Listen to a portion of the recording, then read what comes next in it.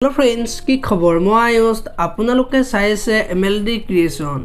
रंग चेनेলত सम्प्रसारित হৈ থকা বৰষুণ ধাৰাবাহিকখনৰ আজিৰ খণ্ডটো চাবলৈ বহুত বেছি ইন্টাৰেষ্টিং হ'ব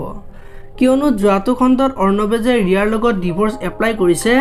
সেই কথাটো ৰত্নাৰ আগত কৈছিল আৰু বৰহিয়া ৰিয়া এতিয়াহে মজা পাব বুলি কৈছিল আৰু দেৱজনীয়ে মই এনেকুৱা হোৱাটো বিচৰা নাছিলো জানো ৰিয়া বাইদেউ অৰ্ণৱদাৰ যোগ্য নহয় কিন্তু এটা সম্পৰ্ক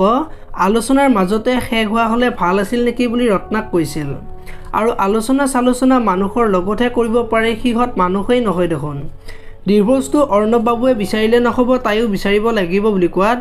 দেৱজনীয়ে তাইও বিচাৰিছে আৰু অৰ্ণৱদাৰ পৰা 10 লাখ টকাৰ ক্ষতিপূৰণ বিচাৰিছে বুলি কোৱা দেখিবলৈ পাইছিল আজিৰ খণ্ডটোত ৰিয়া আৰু অৰ্ণৱৰ কেছৰ তাৰিখ পৰিব আৰু তাৰ কাৰণে ৰিয়া আজি দেউৰীৰ ওচৰলৈ যাব আৰু ডক্টৰজনক যে দেউৰীয়ে ফসাইছিল সেই কথাটো ক'ব আৰু ইমানখিনি টকা দিয়াৰ পিছতো আপুনি কিয় এনেকুৱা কৰিলে আপোনাৰ কাৰণে আজি অৰ্ণৱ জেলৰ পৰা ওলাই আহিব পাৰিলে এতিয়া আপুনি আৰু ডক্টৰৰ পৰা ৰিপৰ্ট আনিব নালাগে আমি ডক্টৰ ঠিক কৰি থৈছো বুলি ক'ব এতিয়া বৰ দেউৰীয়ে ৰিয়াক কি ক'ব আৰু যদি ৰিয়াখতে দিয়া গোচৰটো ভুৱা বুলি প্ৰমাণ হয় তেতিয়া হলে ৰিয়াখত জেলত যাবলগীয়া হ'ব নেকি দেখিবলৈ পাব সোমবাৰৰ খণ্ডটোত আপোনালোকে বৰষুণ ধাৰাবাহিকখন চাই কেনেকুৱা পায় কমেন্ট কৰি জনাব যদি আপোনালোকে এতিয়ালৈকে ভিডিওটো লাইক কৰা নাই লাইক এটা কৰি দিব